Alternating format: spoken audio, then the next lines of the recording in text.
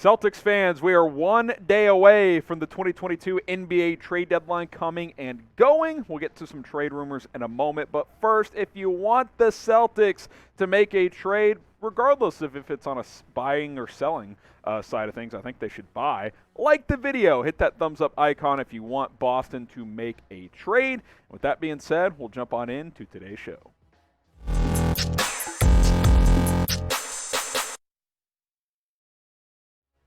What's going on, Celtics fans? You're watching Boston Celtics Today by Chat Sports. I am your host, Harrison Graham, with the latest trade buzz as we get closer and closer to tomorrow's NBA trade deadline. A lot of buzz been around Josh Richardson in the last week or so let's get you caught up on the latest. He's been playing pretty well overall for Boston, especially as of late. And him playing well has kind of made teams interested. Lakers recently have emerged as a possibility. Minnesota and Utah have reached out as well. And it sounds like those three teams have made offers for Josh Richardson. And now if you're Boston, you're kind of stuck in this really precarious spot because, number one, Minnesota originally rejected Boston's trade, but now if you're Boston, you're getting really good play out of J. Rich, and you're winning. So it's like, did we trade Richardson? You know, you signed him for an extra year. He's under contract through next year. They're in an interesting spot just overall as a team on what you do at this trade deadline. I don't think you become big sellers all of a sudden because you're winning, you're playing good basketball. I mean, Boston led Brooklyn 28-2 last night. They absolutely blasted the Brooklyn Nets. It was never close. And now they got to decide who they want to be at this deadline. When it comes to Richardson, talks have resumed with Minnesota.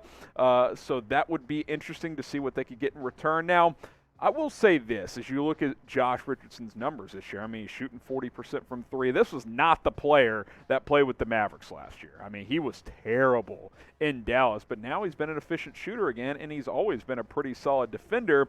I will say this. If you can get a first-round pick for him, which you might be able to all of a sudden, I'd probably do it just because you're probably never going to have better value for him than you will right now. That being said, the Celtics should add pieces elsewhere. Like, I think they should be a team that's looking to add and try to get another piece around Jaylen Brown and Jason Tatum. Marcus Smart has been playing better. Maybe you can flip him for a piece as well.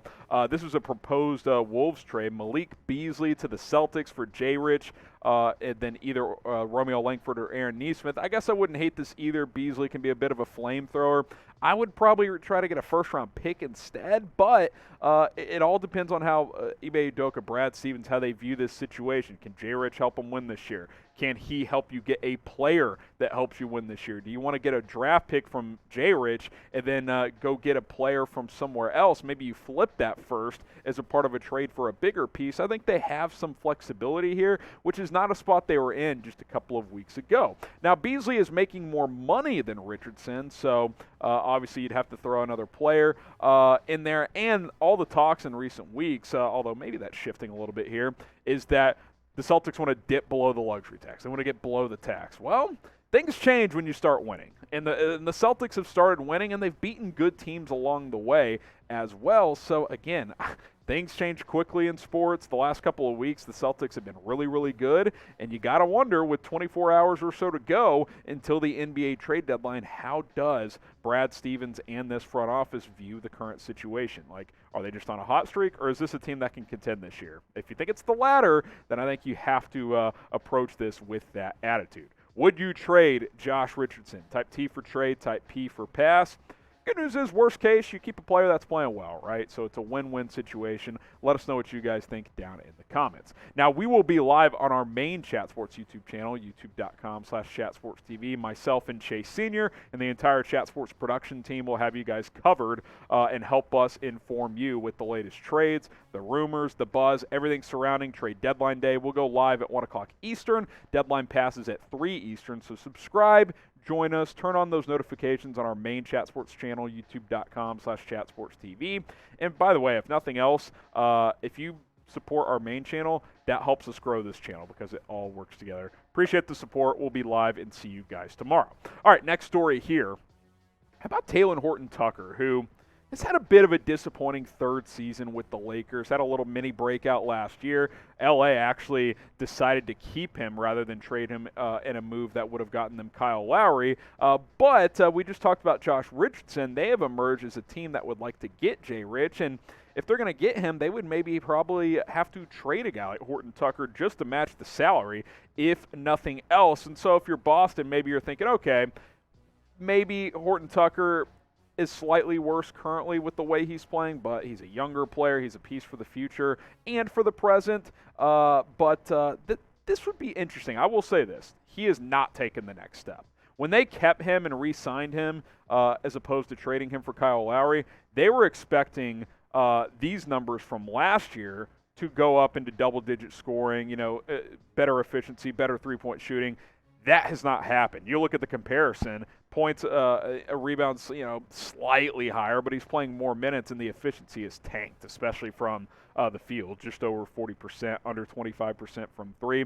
You're not upgrading, at least not in the present. Now, long-term, I think THT probably has a higher ceiling. I think we've seen the best of Josh Richardson. I'm not saying he's getting worse, but he's probably not going to be more than what he is, which is, 9 to 12 points per game and 40% from three. Maybe THT eventually is a 15, 18-point scorer that can also dish as well. But in the present, if you're trying to win right now, you're probably not upgrading, if we're being completely honest. But you would save some money making this move. Again, maybe it's an upside play for down the road. I would understand this trade more 3 weeks ago than I would now because, again, things have changed for Boston. They've started to win, and they're starting to believe that they can make some moves in the Eastern Conference this year, which I don't think any of us thought that just a couple of weeks ago. This is the best the Celtics have played since making the conference finals in the bubble season. Should the Celtics buy or sell at the NBA trade deadline? Type B for buy, type S for sell. It's a tough one. I would buy. I would be aggressive if I was Brad Stevens because we saw Danny Ainge his last few years, not be willing to take a chance. And I think the Celtics are in a spot where taking a chance makes some sense.